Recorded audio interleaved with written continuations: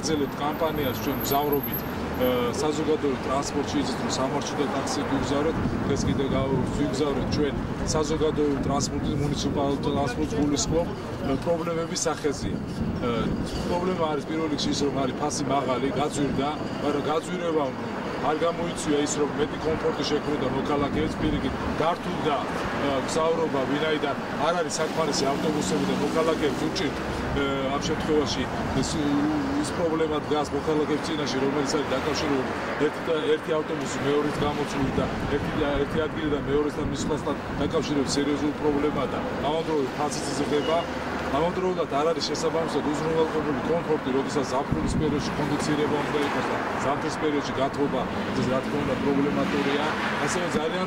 პრობლემური ასევე ის თემა, ის ყველა მოქალაქეს, რომელიც გადახდა ხდება ბარათი, უწევთ ბარათების აღება ისევ მეტროში. აქედან გამომდინარე, ჩვენი მთავარი მიზანია უმოკლეს ვადებში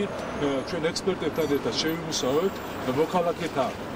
მგზავრების უფლებების დაცვის გეგმას, რომელიც პირდაპირ ასახავს იმ პრობლემებს,